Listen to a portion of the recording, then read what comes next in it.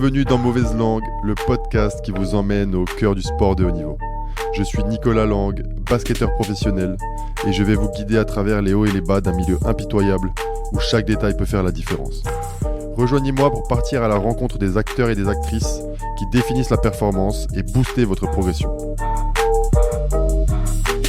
Bonjour à tous et bienvenue pour le 11e épisode de Mauvaise Langue avec comme invité aujourd'hui Yohan Damet. On va partir sur un épisode plus dans le football, mais surtout dans le management, dans la performance. Ça fait bien longtemps que je veux avoir un coach dans le podcast, donc à l'avenir je veux bien sûr avoir un coach de basket, mais là, Yohan Damet, le plus jeune coach de l'histoire de la MLS, la ligue de soccer aux États-Unis, à avoir coaché un match officiel. Je me suis dit que c'était l'occasion. Ça fait quasiment 20 ans que j'ai pas vu Yohan, que j'ai découvert au centre de formation à Chalon-sur-Saône, moi au basket, lui au foot.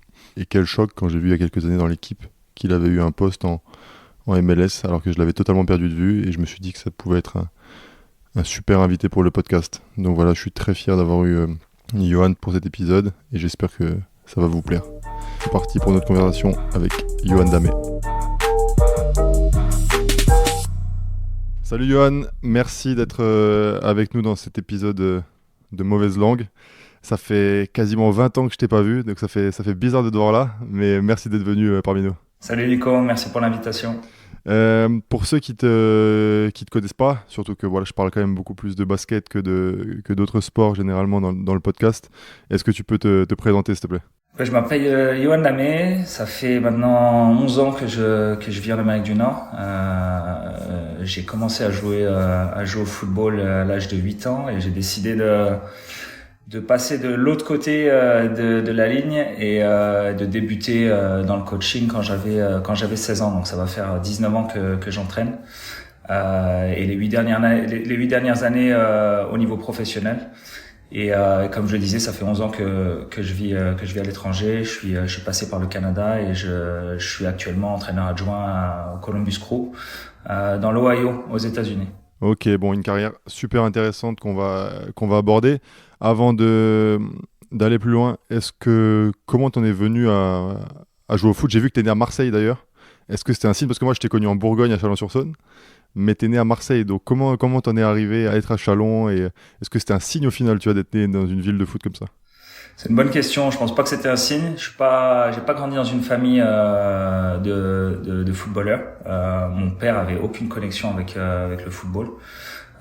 Pour la petite histoire, il m'a même dit que j'avais aucun intérêt à taper dans le ballon quand j'étais plus jeune.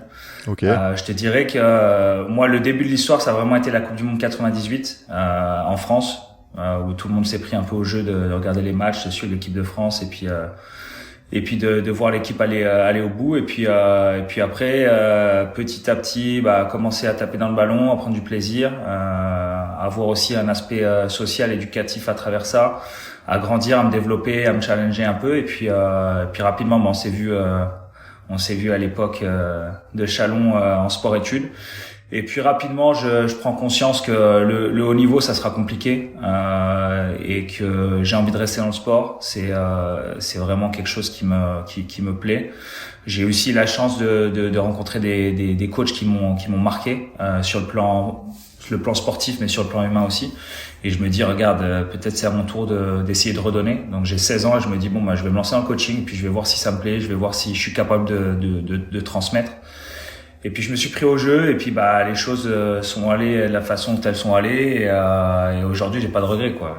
Tu m'étonnes. Pas de regret de m'être lancé là-dedans, même si ça a été difficile, et que ça a été, et c'est toujours beaucoup de sacrifices. Ouais.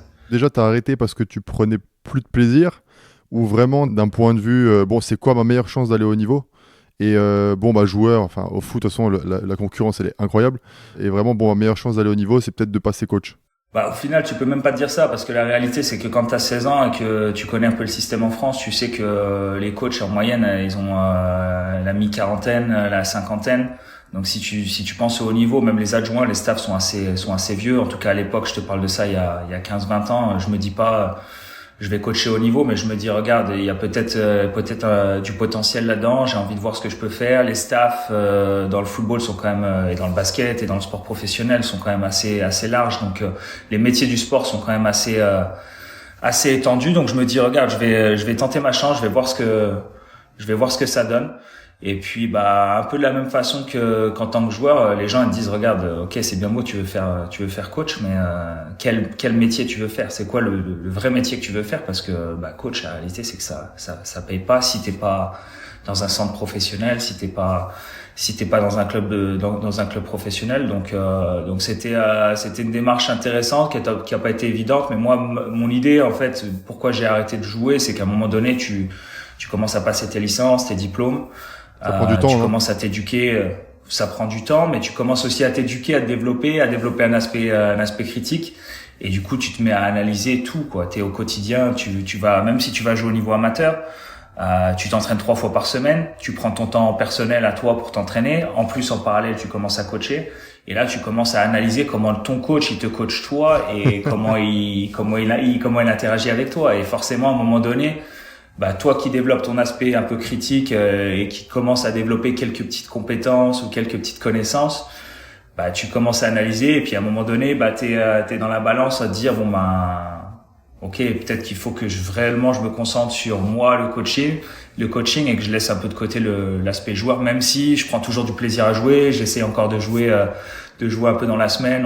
On a la chance de faire quelques matchs avec le staff, donc je prends encore du plaisir à jouer, mais à un moment donné, si tu veux être compétitif et si tu as cet esprit-là, c'est dur de mêler les deux. Ouais, c'est intéressant ce que tu dis, tu vois, cet aspect critique. Et t'as été assez intelligent pour en gros laisser ton entraîneur tranquille. et plus tu te développais sans forcément aller essayer de tout lui apprendre. Mais à 16 ans, au final, ça reste quand même assez jeune de stopper. Et c'est quoi la première équipe que du coup t'as pris en main et t'as coaché?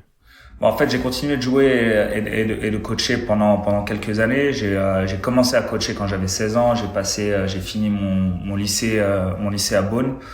Je suis parti à l'université à Dijon, j'ai fait STAPS, une licence entraînement. Donc j'ai continué à coacher, à jouer en parallèle parce que j'en avais besoin. J'avais besoin d'être sur le terrain, taper un ballon. Je prenais du plaisir avec les potes et puis voilà, c'est ce que j'aimais.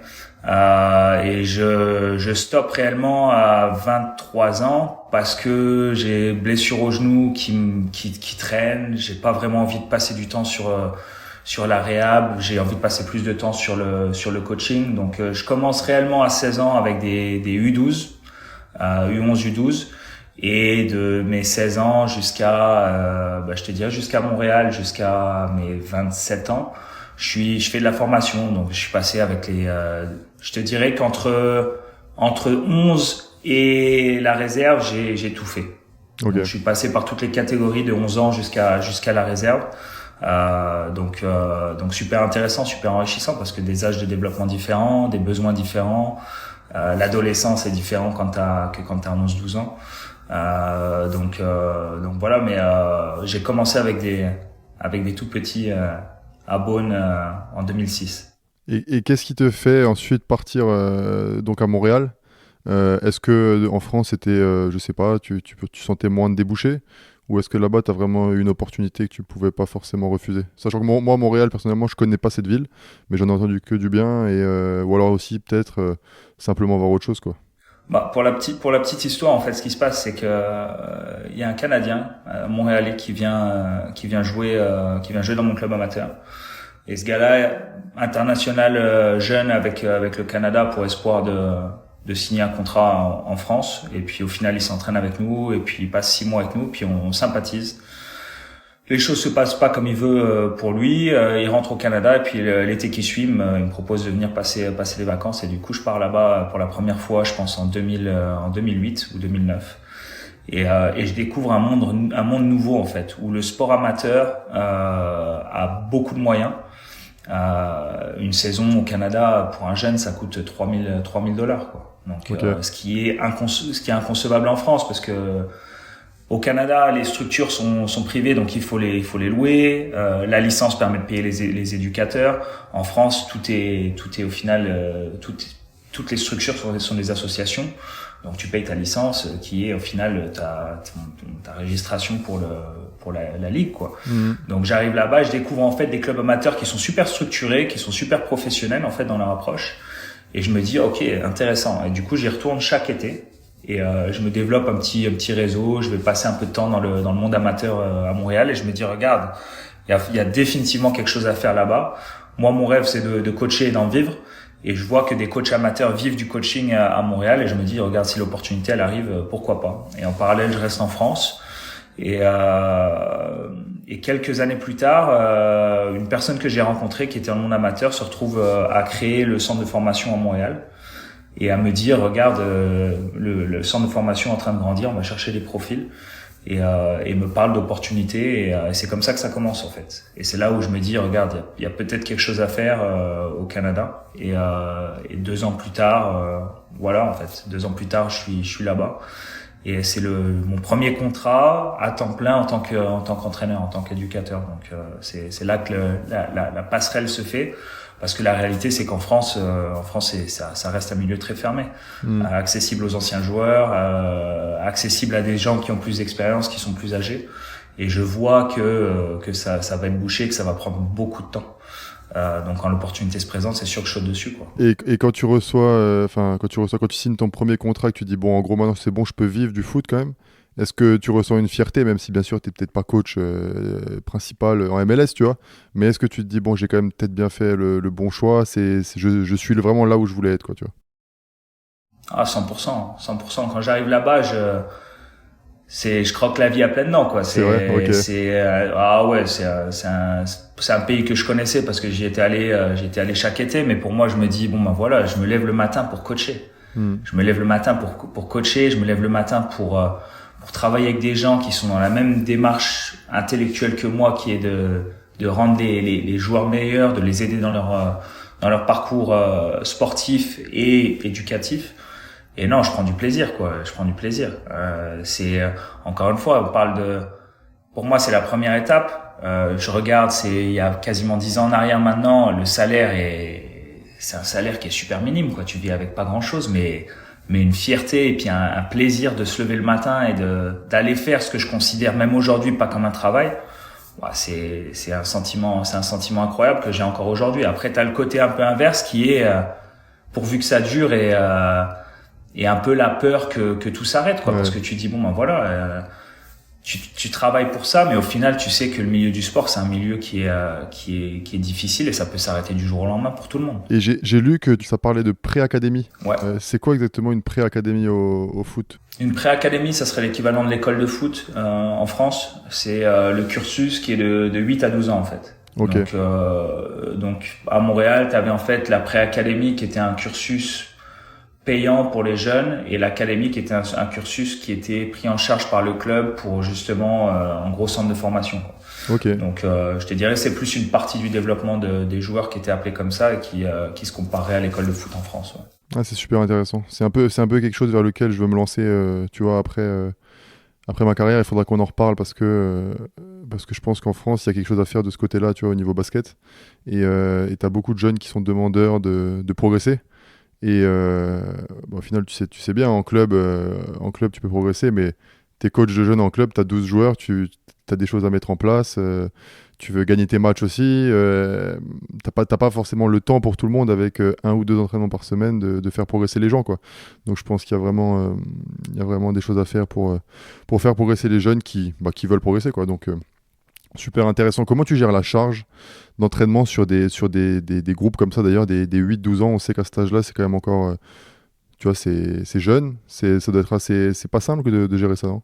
Non, c'est sûr que en tout cas, c'est une réflexion que tu dois avoir en tant qu'éducateur. Ce qui était intéressant, c'était quand tu arrives dans un projet comme ça, c'est d'imbriquer un peu la partie charge de travail chez les plus jeunes pour en gros ce qu'ils vont devoir accumuler quand ils passent à l'académie et qu'ils vont chez les plus vieux.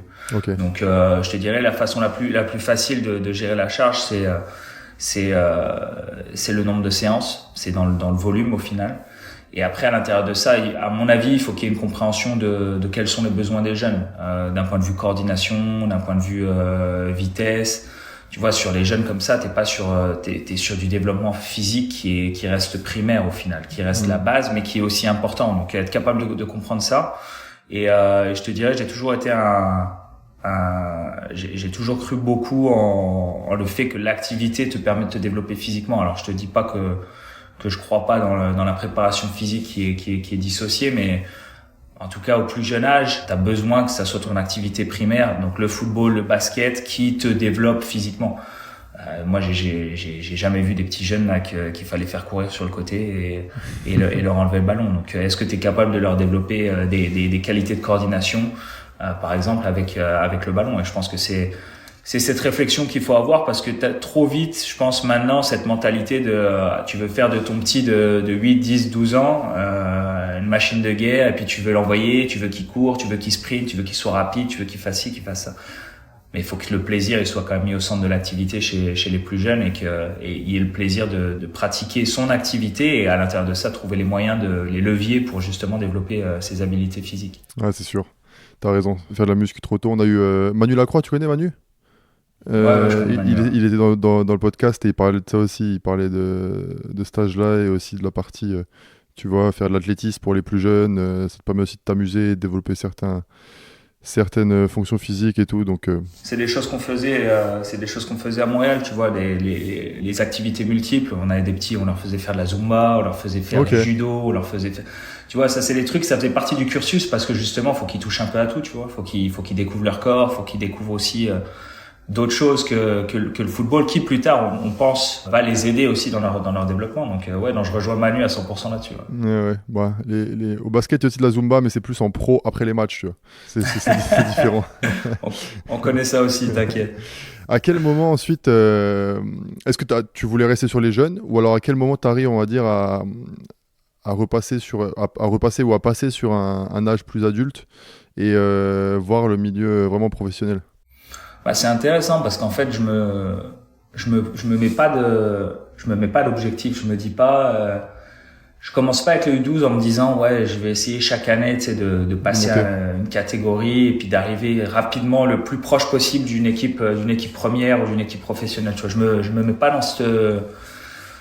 dans cet état d'esprit-là. Je me dis plutôt, regarde, je vais voir où les choses me mènent. Je vais continuer de me former, je vais continuer de m'éduquer. Je vais continuer de chercher, parce qu'il y a aussi une grosse part de ce travail-là de formation qui se fait toi personnellement, en lisant, en cherchant, en allant sur Internet, en allant visiter des clubs. Et au final, c'est un peu par la force des choses, tu vois. J'arrive à Montréal un peu dans ce rôle-là je suis coordonnateur technique de la pré-académie, donc je gère tout le programme de 8 à 12. En parallèle, je suis assistant avec les 16 et les 18. En parallèle, je fais un peu de préparation physique avec les 13 et les 14. Donc je touche un peu à tout, et comme tu le sais, bah, dans les clubs qui vivent bien, qui fonctionnent bien, ces clubs-là ont tendance à promouvoir de l'intérieur. Donc c'est exactement ce qui se passe à Montréal au final, et le coach des 18 et le coach des 16 se retrouvent rapidement à être promus avec la première équipe dans le staff, et du coup il y a des choses qui se remettent en place un petit peu en interne, et je me retrouve à coacher les U18 à Montréal en fait. Mais par la force des choses, au final, c'est quelque chose que j'avais envie de faire, mais c'est pas quelque chose sur laquelle je m'étais fixé une limite de temps, ou vraiment des objectifs précis. Ouais, dans 1 an, dans 2 ans, c'est ça que je veux faire. C'était plus comment je peux continuer à me développer au final. Donc ouais, non, les choses sont un peu faites comme ça, et c'est ça qui m'a permis de toucher un peu à tout au final. Et des clubs parce que Montréal, je veux pas dire de bêtises, hein, c'est la MLS aussi, non, au final? Ouais, Montréal, c'est la MLS. Ouais. Et au niveau des structures, parce que tu vois, nous, de l'extérieur, tu vois le foot européen, c'est tout de suite des grosses structures, des grands clubs, etc. Et on voit la NBA, le foot US, pareil. Est-ce que la MLS, au niveau de la structure des clubs, c'est aussi super développé comme ça? Ouais, je pense que tu serais surpris, ouais. C'est vrai? Tu serais surpris, Okay. Regarde. Ouais. Il y a 30 clubs aujourd'hui. Cette année, il y a le 30e club qui est rentré, parce que tu sais, c'est des systèmes de franchise. Donc au final, les propriétaires investissent l'argent et achètent la franchise. Bien évidemment, il y a tout un dossier à remplir en amont. Mais je te dirais, sur les 30 clubs, je vais pas te dire un chiffre exact, mais tu as peut-être 80-90% de ces clubs-là qui ont des centres d'entraînement qui sont neufs, qui ont moins de 5 ans. Et tu as peut-être 80-90% de ces clubs-là qui ont des stades qui sont neufs, qui ont moins de 5 ans aussi. Donc il y a beaucoup de gens qui viennent nous rendre visite ici à Columbus, par exemple, et qui sont super surpris, étonnés par la qualité des infrastructures qu'on a. Alors attention, je te parle pas c'est dur de comparer ça à l'Angleterre, par exemple. Je te dis pas qu'on n'a pas 15 terrains, de l'espace qui est immense, mais par contre c'est super fonctionnel, tu vois. Ici on a Le club donc à Columbus, on est le plus vieux club de la MLS. D'accord. Qui a eu le premier stade spécifique au football en Amérique du Nord. Donc il y avait un stade qui était dédié uniquement au football, parce que tu le sais, il y a encore des équipes qui se sont servies des terrains de baseball, des terrains de football américain. Et il y a maintenant, je te dirais 4-5 ans, le club a décidé de reconstruire un stade. Donc le stade est tout neuf au centre-ville, et de reconstruire un centre d'entraînement. Donc l'équipe a déménagé il y a 3 ans dans le centre d'entraînement dans lequel on est maintenant. Et dans ce centre d'entraînement-là, on a donc l'ancien stade qui permet à la réserve et à l'académie de s'entraîner, qui est couvert en hiver. On a 3 terrains en herbe, une plaine pour les gardiens de but, et on a 2 terrains synthétiques. Ok. Donc, ouais, c'est avec un stade qui est flambant neuf, quoi. Donc non, franchement, c'est surprenant. Et la différence de mentalité, tu vois, par rapport au foot, ce qu'ils appellent soccer là-bas, les gens commencent à devenir un peu passionnés. Tu vois, est-ce que c'est comme l'Europe, ou alors c'est plus un show? Tu vois, des fois comme un match NBA, t'as l'impression que les gens ils vont un peu voir un show plutôt que la ferveur, quoi. C'est super intéressant.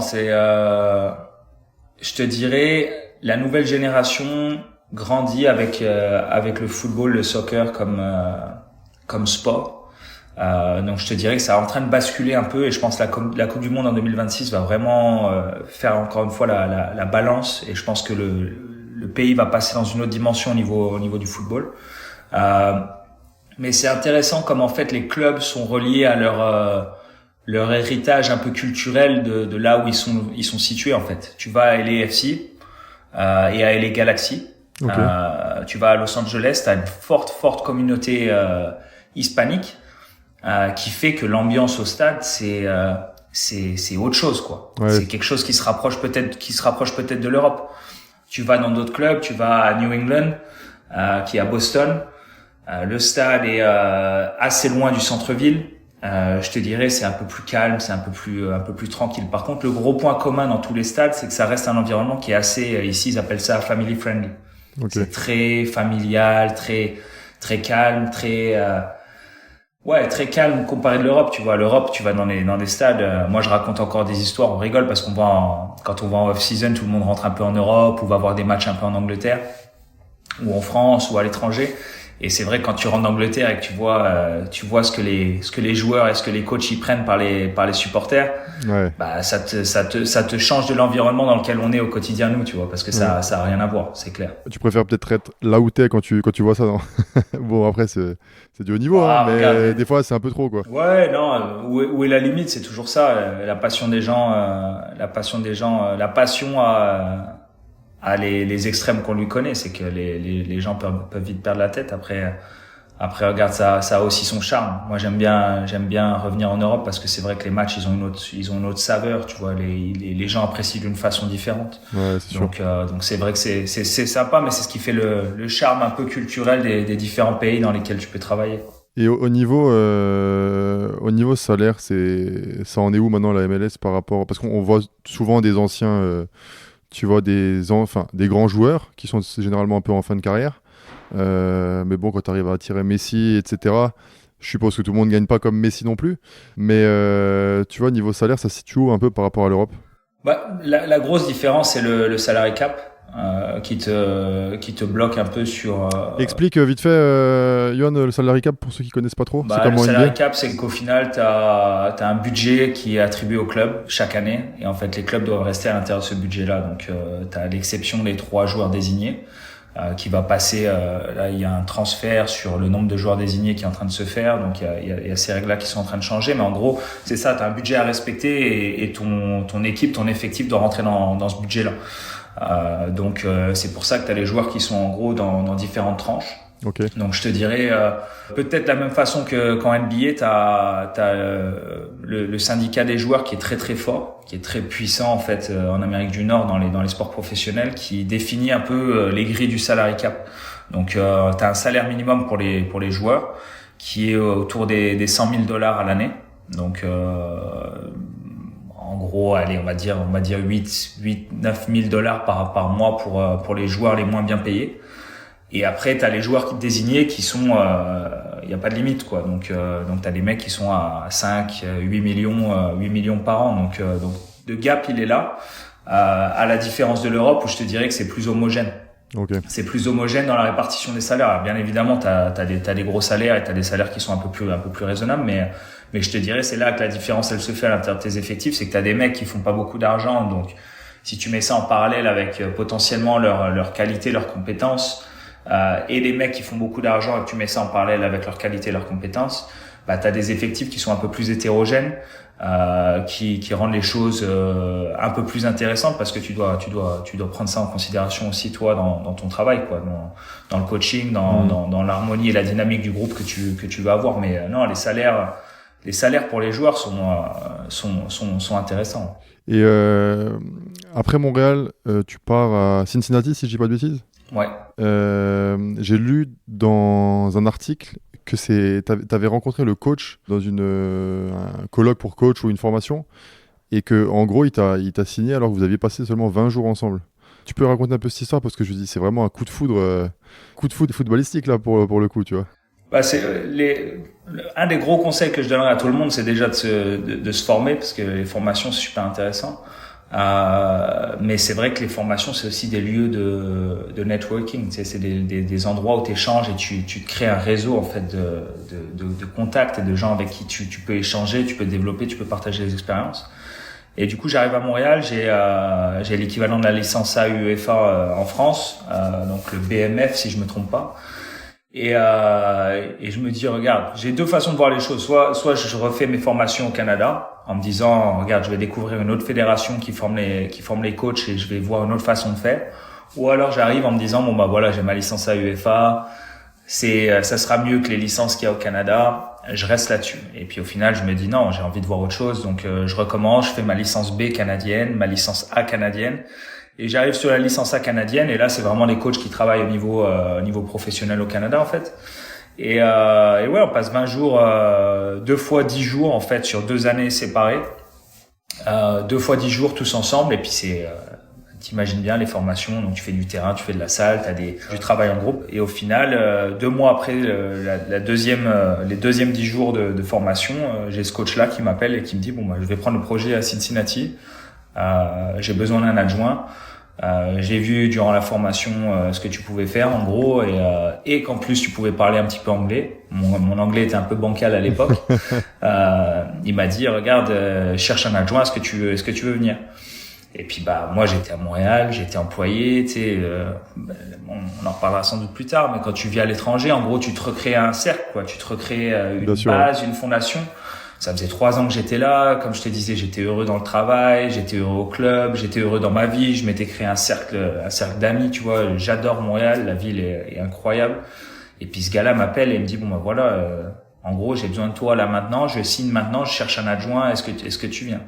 Donc t'as 24 heures, 48 heures pour réfléchir, et puis voilà, puis j'ai décidé de foncer, mais c'est vrai que c'est un peu le fruit du hasard, quoi. Ça s'est vraiment passé sur une formation, un contact, un feeling, et puis c'est comme ça que ça a commencé. Et puis sans ça, je serais pas là où je suis aujourd'hui, hein. C'est la réalité des choses.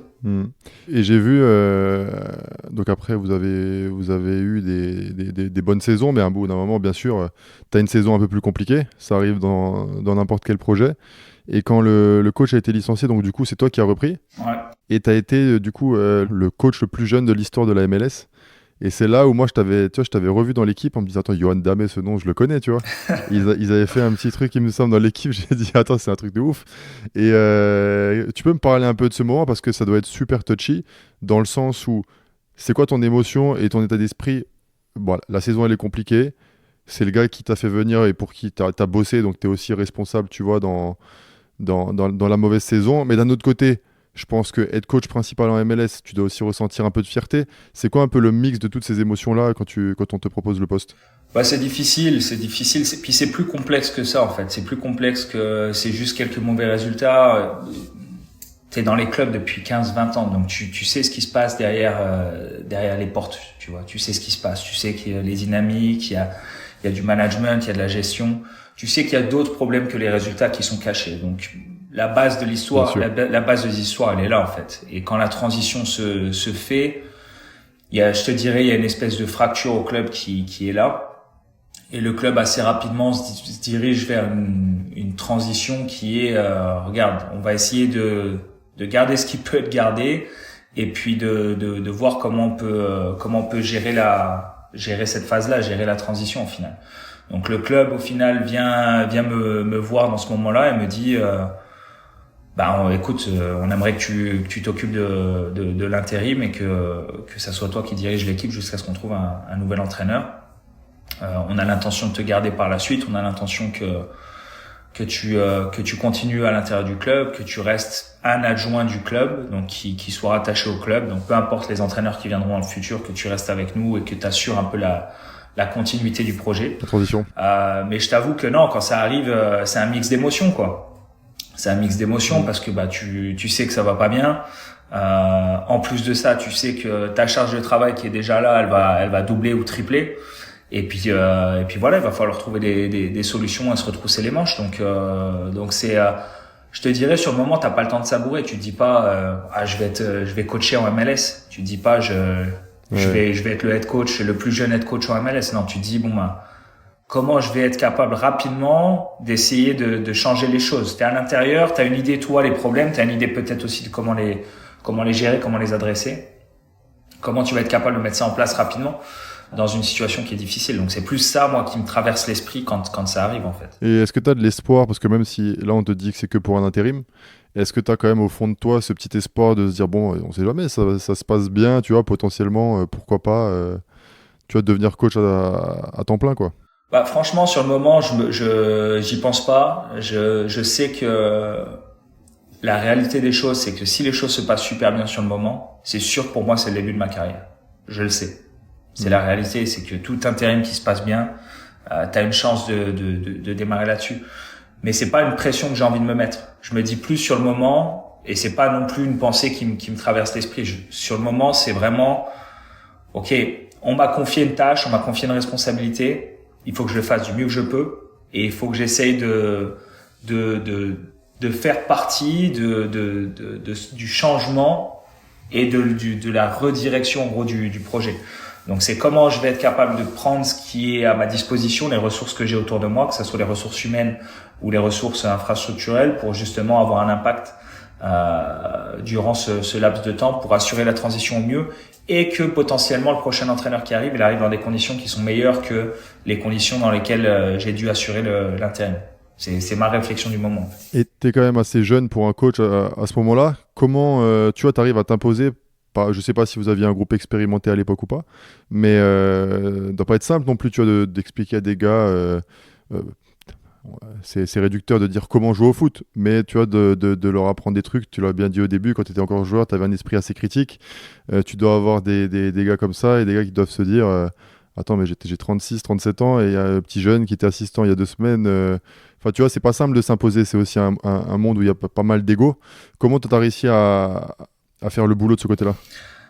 Je pense qu'en amont, t'as déjà une part de crédibilité en tant qu'adjoint. C'est la réalité des choses. C'est que ton travail en tant qu'adjoint, il t'expose de toute façon, je pense, à mettre en avant ou pas tes compétences et tes qualités. Donc je pense que ça me met déjà dans une position où, je te dirais, les joueurs savent qu'ils ont en face d'eux et savent comment j'étais quand j'étais adjoint. Donc je pense qu'il y a déjà ça qui aide. Et après, je pense que t'as pas le choix de continuer à prouver au quotidien, dans ta communication, ton management, mais aussi dans l'implémentation de tes idées, à travers les séances, à travers les plans de match et de ta gestion des matchs. T'as pas le choix de montrer ça et d'être crédible, en fait. Si au quotidien, t'es pas capable d'être crédible à travers ça, à travers ce que tu mets en place, c'est là où tu peux te confronter à ça. Après, bien évidemment, t'es pas préparé à gérer certaines situations. Tu sais que un joueur qui va vouloir te challenger, ça sera plus facile de le faire face à moi qui ai pas d'expérience et qui a 29 ans à l'époque, que face à un coach qui a 50 ans et qui a gagné 3 trophées, tu vois. C'est la réalité des choses. Mais est-ce que dans mon travail, je peux être préparé à ces scénarios-là? Est-ce que je peux avoir une réflexion cohérente dans mon approche qui fait que j'ai mes réponses? Et je te dis pas la réponse, mes réponses à moi, ma cohérence à moi, du pourquoi, du comment je prends telle et telle décision. Et si moi je suis cohérent avec ça et que j'ai ces réponses-là, je pense que c'est plus facile d'expliquer aux joueurs et d'avoir cette communication-là qui fait qu'à un moment donné, tu me poses une question, tu me challenges là-dessus. Ok, mais moi je vais t'apporter mes éléments de réponse. Et après, on peut ne pas être d'accord. On peut ne pas être d'accord, mais ça va être ça ma démarche. Ma démarche, ça va être de dire bon voilà, on a pris telle et telle décision, on fait ça et ça pour telle raison, parce que je pense que c'est pour le bien du groupe et le bien de l'équipe. Maintenant, je suis passé à travers. On a vécu des situations, des moments où sur le coup, tu dois gérer avec, et t'as 30 secondes pour réfléchir à comment tu vas réagir. Et tu pensais que les formations, elles te préparent pas pour ça. J'allais dire, tu pensais que ça allait être aussi dur d'être coach ou parce que j'ai lu aussi que tu avais joué contre Rémi Garde pour ton premier match, qui était à Montréal à l'époque, si je dis pas de bêtises, et qui t'a dit bienvenue dans la machine à laver. Je pense que maintenant tu comprends le concept, mais est-ce que tu comprenais à l'époque quand il t'a dit ça? Ouais, bien sûr, tu le lis, tu le vois, t'en entends parler, mais c'est vrai que je pense qu'il y a un élément, c'est une des choses dans lesquelles j'ai plus parlé avec des collègues, des amis, c'est que t'as un élément de solitude que tu ne peux pas comprendre tant que tu l'as pas vécu en fait. Tu sais, tout le monde aujourd'hui, t'as beaucoup d'accès à de l'information, tu vois beaucoup de choses en vidéo, il y a beaucoup de documentaires, tu peux lire beaucoup de choses. La réalité, c'est que quand tu prends les décisions, quand t'es le coach et que tu prends les décisions, t'es face à toi-même. T'as beau avoir un staff et du monde autour de toi, t'es face à toi-même et t'as la solitude en fait de tes pensées qui t'accompagnent. Okay. Ouais. Donc c'est un truc que je pense j'avais pas conscience jusqu'au moment où je l'ai vraiment vécu, où ta tête elle tourne 24/24, 7 jours sur 7 en fait. Les petites décisions deviennent des pensées constantes en fait sur lesquelles tu réfléchis, du pourquoi, du comment. Des fois t'analyses trop d'ailleurs. Des fois tu penses trop. Mais le concept de machine à laver il est là. Le concept de machine à laver il est aussi dans le fait que les entraîneurs ça va ça vient. C'est souvent les premiers responsables des résultats. Donc la discussion elle tournait autour de ça et c'est la réalité dans laquelle on vit. Et tu trouves pas que les entraîneurs maintenant ils sont un peu trop exposés médiatiquement? J'ai l'impression quand on a commencé le sport, tu vois, moi j'avais pas, on parlait pas des entraîneurs, tu vois, c'était les joueurs. On connaissait les stars dans les sports, on connaissait les joueurs, mais maintenant tu as l'impression que les entraîneurs prennent beaucoup plus de place et que ce soit dans le négatif, tu vois. Donc bien sûr c'est tout le temps les premiers à sauter, même si des fois c'est très injuste, mais même dans le positif, des fois, tu as l'impression que c'est un peu tu sais, le chef d'orchestre, quoi. Et tu vois beaucoup de... Voilà, c'est quasiment des stars maintenant, tu vois. Et j'ai l'impression qu'à l'époque, c'était pas aussi appuyé. Qu'est-ce que tu penses de ça un peu? C'est une discussion intéressante. C'est vrai que je pense que l'activité, elle tourne autour des joueurs. Pour moi, aujourd'hui, les entraîneurs, c'est des chefs d'entreprise, en fait. C'est qu'ils gèrent, ils sont dans le management constant. Et t'as différents chefs d'entreprise. T'as ceux qui vont vouloir prendre la lumière et ceux qui vont le faire un peu plus dans l'ombre et mettre la lumière un peu plus sur leurs joueurs. Donc je pense que c'est très individuel dans un premier temps. Je pense que c'est très relayé à la personnalité des entraîneurs. Mais je pense aussi que t'as un besoin des médias, un besoin des gens d'aussi comprendre qu'est-ce qui est mis en place par ces entraîneurs. Donc je pense que la lumière elle vient aussi de là, c'est que les gens veulent savoir qu'est-ce qui se passe derrière une fois que tu sors du terrain, qu'est-ce qui se passe dans les vestiaires, comment les joueurs sont gérés, quelles sont les idées des entraîneurs. T'as une notion un peu de plus en plus présente identitaire qui est rattachée aux entraîneurs, qui fait que les gens veulent savoir. Et je pense que c'est ça qui crée aussi davantage de lumière, c'est que aujourd'hui, tu as beaucoup plus d'entraîneurs qui arrivent avec une façon de faire, une façon de manager, une identité, une façon de jouer qui est tellement unique ou qui est tellement propre à eux-mêmes, qui fait que ces entraîneurs-là, il y a besoin de savoir un peu comment ils travaillent et d'aller gratter un peu sur est-ce qu'on peut en savoir plus, quoi. Et je pense que c'est ça qui fait que t'as un peu plus de lumière sur ces coachs-là, alors qu'à l'époque, peut-être que la lumière était faite davantage aux joueurs parce que les coachs étaient peut-être un peu plus des managers, un peu plus on va mettre une équipe en place, et puis il y avait peut-être des styles qui étaient un peu moins définis. Parce que la première idée qui me vient en tête, moi, c'est quand je pense au passé, Et aux entraîneurs les plus connus, c'est des entraîneurs qui avaient des styles de jeu qui étaient assez affirmés, tu vois. Exactement. Les entraîneurs auxquels tu penses pas, c'est les entraîneurs où c'est les joueurs qui faisaient briller l'équipe plus que le plan de jeu, plus que l'identité. Et c'est quoi les noms qui te viennent toi vraiment en tête, ou alors des grands, bien sûr, tu vas peut-être me parler de Guardiola, des coachs comme ça, mais toi de ton côté, est-ce que tu as travaillé avec des coachs un peu comme ça qui t'ont marqué, et quand tu travailles avec le mec, tu te dis ah ouais là il y a vraiment de la recherche et c'est différent quoi. Ben, j'ai travaillé, la chance que j'ai, c'est que les 3 derniers coachs avec qui j'ai travaillé, c'est 3 coachs que j'apprécie, avec lesquels je partage beaucoup d'idées et qui m'ont permis de voir un autre côté. Donc, pour ne pas parler de tous ces coachs européens là, le coach avec lequel je travaille maintenant, Wilfried Nancy, c'est un mec que j'ai côtoyé à l'académie à Montréal, avec qui je travaille déjà il y a 10 ans. Okay. C'est du plaisir au quotidien, c'est aussi de l'apprentissage. C'est toujours intéressant de travailler avec les gens parce que t'as beau avoir les mêmes idées, chacun a sa sensibilité pour les exprimer en fait et pour les transmettre. Donc moi, ce qui m'intéresse dans mon travail, et le fait de travailler avec différents entraîneurs, j'ai travaillé avec 6 entraîneurs, c'est de voir un peu comment les gens sont capables d'avoir leurs idées et ensuite de les communiquer et de les transmettre. Parce que c'est ça qui fait la singularité des entraîneurs au final. Tout le monde pourrait parler de football, d'idées, d'identité sur un podcast ou à la radio ou à la télé. Par contre, de les transmettre à 25 joueurs professionnels et à l'ensemble d'un club et de créer une culture, ça c'est une autre affaire. Donc Wilfried Nancy, avec qui je travaille maintenant, super intéressant. Le coach avec qui j'ai travaillé à Los Angeles Galaxy, Greg Vanney, super intéressant aussi. Mike Ivaras, qui est le coach qui s'occupait de l'équipe nationale U20, avec qui j'ai travaillé très très rapidement sur 10-15 jours, et qui aujourd'hui est le coach de San Diego, était super intéressant aussi sur une petite période.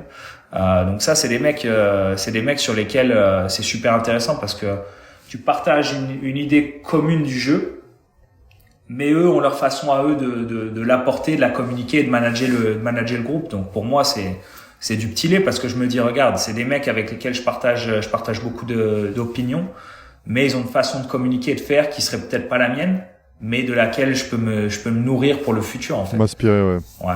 Et est-ce qu'au foot, il y a aussi, j'ai l'impression qu'au basket, il y a pas mal de modes. Tu vois, tu vas avoir, je te dis une bêtise, t'as une équipe qui va beaucoup shooter à 3 points, qui va gagner. T'as l'impression que l'année d'après, tout le monde va essayer un peu de faire pareil, tu vois. Nous, là, il y a eu Paris Basket dans le championnat qui a gagné avec un style bien à eux, qui correspondait beaucoup avec les joueurs qu'ils ont. Et l'année d'après, t'as quasiment tous les coachs français qui te parlent d'une spécificité qu'ils font en défense. Ils veulent tous faire pareil, tu vois. Et t'as l'impression que si dans 2 ans, il y a un mec qui va débarquer et qui va gagner avec une équipe avec un truc totalement différent, tout le monde va essayer de faire pareil. Tu vois, est-ce que dans le foot, c'est aussi pareil, où tu trouves plus de gars, justement, comme tu disais, qui ont leurs idées à eux et qui essaient de les communiquer et vraiment avoir plus leur style, quoi?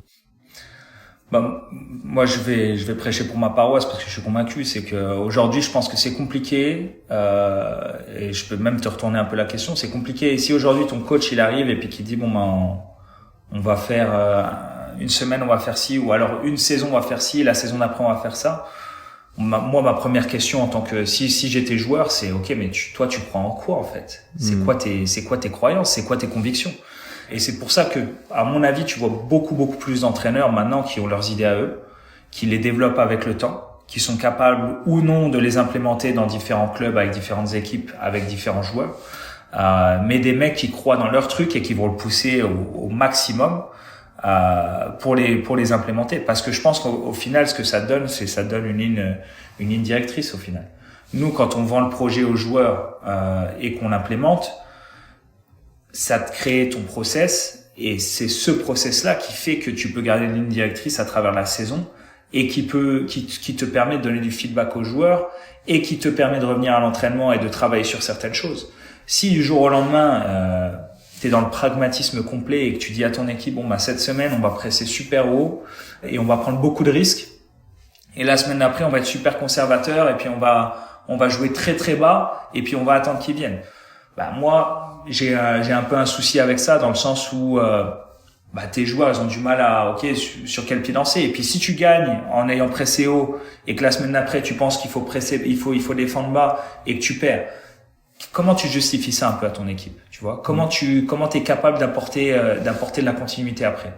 Alors, je te dis pas qu'à l'intérieur, il n'y a pas des plans de match, qu'il n'y a pas des idées, mais Des adaptations. moi, genre, ou des adaptations au contexte. Les matchs sont dynamiques, tu le sais, hein, des moments où t'as l'ascendant sur l'adversaire, des moments où tu l'as pas. Mais moi, j'ai un besoin pour que les joueurs, ils se ramènent. C'est quoi le point de départ, en fait? C'est quoi le point de départ qui fait que, bon, ben voilà, on va évaluer nos performances par rapport à qui on est et on va partir de là. Plutôt que se dire une semaine on est comme ci, une semaine on est comme ça, et puis l'année prochaine on sera une équipe de contre, et puis cette année on est une équipe de possession, et puis l'année d'après on sera une équipe défensive. Non, pour moi c'est dur de l'expliquer parce que je suis d'accord avec toi, mais dans un milieu où il y a très peu de temps en soi, tu vois, parce que tu sais très bien que tu peux avoir les meilleures idées du monde si à la trêve de décembre t'es à 0 victoire et 15 défaites. Ciao quoi, tu vois. C'est dur de comment toi les coachs avec qui tu as travaillé, vous arrivez quand même à garder cet aspect un peu long terme dans un milieu qui au final tu vois, tu parlais de chef d'entreprise avant, mais dans une entreprise tu as quand même un peu plus de temps quoi. Ah 100%. Le nerf de la guerre, il est là, c'est que tu as besoin de temps dans le projet. Alors je vais encore une fois, c'est un peu plus idéaliste ce qui se passe de notre côté de l'Atlantique, c'est que aujourd'hui en MLS, t'as pas de relégation, t'as pas de promotion. Donc t'as l'assurance que l'année prochaine tu seras encore en MLS. Donc ça aide aussi ça. C'est la réalité. Alors tu vois quand même des propriétaires ou des directeurs sportifs qui sont en manque de temps et qui virent leur entraîneur, hein. T'as vraiment une transition en MLS où tu vois davantage un système qui est similaire à l'Europe où les entraîneurs, leur durée de vie, c'est 1 an et demi, hein, un an et demi. Mais c'est vrai que la notion de temps est super intéressante et c'est pour ça que je pense que t'as différents métiers à l'intérieur du métier d'entraîneur. C'est que de prendre une équipe en pré-saison, de partir sur une saison blanche et de te dire, bon, on a 5 semaines de pré-saison, on va mettre en place nos idées et on va partir comme ça. C'est un métier différent que d'arriver au mois de décembre, ton équipe, elle est dans les 3 derniers. Et il faut que tu aies les résultats tout de suite parce que sinon tu vas descendre. Et c'est là que pour moi le métier est différent et que je pense que c'est quelque chose à prendre en considération si tu peux dans les projets que tu prends. Parce que prendre un projet en milieu de saison où tu n'as pas de temps, ça sera pas forcément les mêmes choses que tu vas mettre en place que si tu as, encore une fois, comme je le disais, une pré-saison pour préparer. Mais c'est vrai que la notion de résultat, elle a son importance. Donc il faut être capable aussi de... C'est pas une identité qui a juste le sens de je veux jouer de ma façon. Non, faut que ton identité, que ton style de jeu, il te donne les résultats aussi. Donc il faut que tu sois capable de mettre quelque chose en place qui va te permettre d'avoir des résultats. Et puis les entraîneurs, ils auraient pas de style de jeu avec lequel ils penseraient pas ne pouvoir avoir de résultats. Ça reste pour moi une évidence en fait. C'est que si tu proposes quelque chose, c'est que tu sais que pour toi c'est ce qui te donne la meilleure chance d'avoir des résultats. Mais tu as énormément de facteurs qui font que le temps est limité. Est-ce que le profil des joueurs correspond à ce que toi tu veux mettre en place? Est-ce que l'âge des joueurs correspond à ce que toi tu veux mettre en place? Et tu le vois au plus haut niveau à Manchester United là récemment, tu as un coach tout frais qui vient avec des idées très très claires de ce qu'il veut mettre en place. Il hérite d'un groupe qui a pas forcément les profils, il a pas beaucoup de temps et forcément c'est pas évident tout de suite maintenant dès le départ. De toute façon, moi j'ai toujours dit que si t'es joueur professionnel à haut niveau ou coach professionnel à haut niveau, c'est que t'as des qualités et c'est que t'es bon. Si ça passe pas, c'est... Combien de fois on a déjà vu un coach qui arrive dans un club qui a pas de résultat, il change de club, ça marche, ou alors un joueur qui est pas bon dans un club, il change de club et tu vois, et les gens n'arrivent pas à comprendre ça et ils sont tout de suite à se dire mais attends, mais qu'est-ce qui se passait, pourquoi là-bas, c'est que s'il jouait pas bien, c'est que c'était la faute du coach, ou alors le coach, c'est que c'était de la faute de la direction. Non, mais en fait, tout est question de contexte. C'est dur à comprendre, mais au final, il y a rien de plus vrai que ça, je pense. Tu parlais beaucoup avant, tu parlais de management. Est-ce que c'est quelque chose que tu as appris sur le tas? Tu as essayé un peu de te former, tu parlais j'ai lu que tu lisais aussi quelques livres. C'est quand même une partie du métier. Est-ce que tu pensais que c'était aussi important avant de commencer ta carrière de coach? Non, ça serait mentir de te dire que je pensais que c'était aussi important. Moi, j'ai toujours été attiré par l'entraînement et par l'aspect tactique. Donc pour moi, tu t'entraînes bien, t'as un plan de match qui tient la route, ça suffit, tu vois. Ouais. Mais quand tu bascules de la formation au monde professionnel, c'est autre chose. C'est autre chose parce que le management, au final, le management et la communication, c'est le nerf de la guerre, au final. C'est comment, encore une fois, on parlait tout à l'heure de transmettre et d'implémenter tes idées. Un des gros facteurs sur lequel dépend le fait d'implémenter et d'exprimer tes idées, c'est le management et la communication. Donc, il faut être capable de créer ce lien avec les joueurs. Et une des choses sur laquelle je commence aussi à ouvrir encore plus les yeux, c'est le management des joueurs et une pièce qui est importante, mais le management du staff est une pièce qui est également super importante. C'est qu'aujourd'hui, tu as des staffs qui sont super étoffés et il faut que tu sois capable, en tant qu'entraîneur en tout cas, il faut que tu sois capable de gérer ton staff, tes joueurs et aussi d'aller gérer et de manager le groupe de propriétaires, le directeur sportif.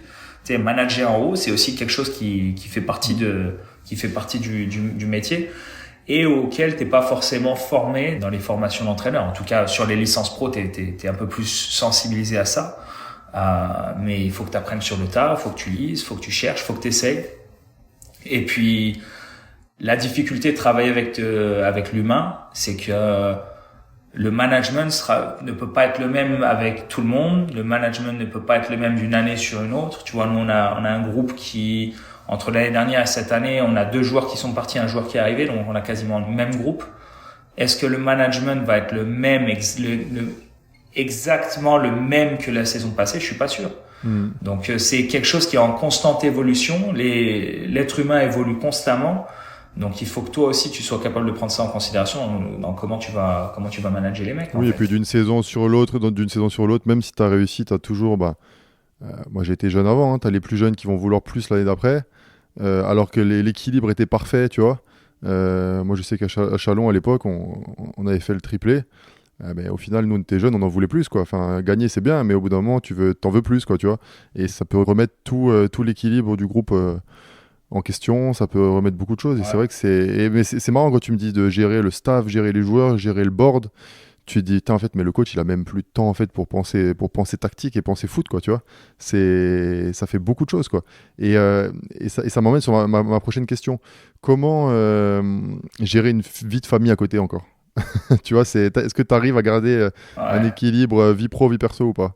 J'aimerais bien savoir s'il y a des études qui sont faites là-dessus, mais je pense que le sport de haut niveau, c'est un domaine où, à mon avis, il y a beaucoup de divorces parce que c'est pas facile. C'est pas facile. Moi, je vais donner, non, ça se passe bien. On est pas à plaindre, mais je vais te donner une idée. C'est que nous, par exemple, sur la saison 2024, donc la saison passée, on fait 60 000 km d'avion. Et je te parle on va dire de mi-janvier jusqu'à début novembre, pardon. Donc on va dire sur 11 mois, 11 mois. Combien de matchs en tout? On joue 50 matchs. On joue 50 matchs sur la saison, sans les matchs amicaux. On voyage 60 000 km. Donc le tour de la Terre, ça fait 40 000. Donc 1,5 fois le tour de la Terre.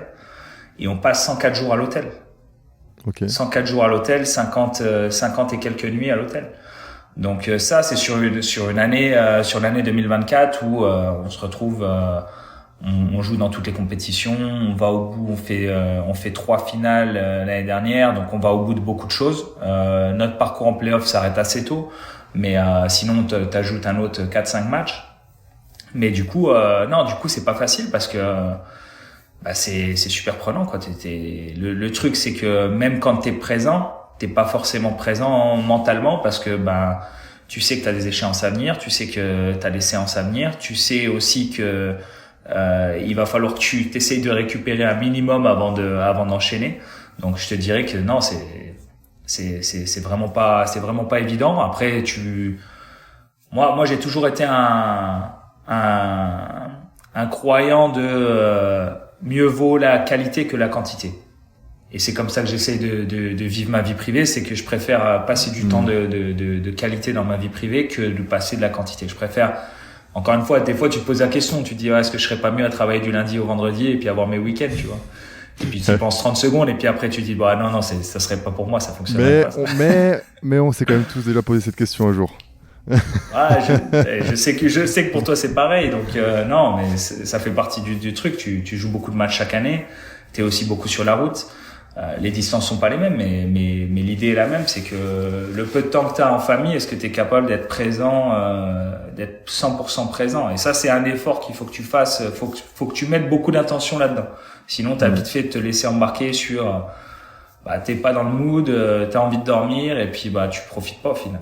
Ouais, c'est un travail perpétuel, moi je trouve. Tu vois, de réussir à être dans un après des défaites dans un mood correct. Tu vois, au final, c'est pas les gens qui habitent avec toi qui doivent payer pour ce qui se passe au boulot. Enfin, tu vois, donc mais c'est un travail.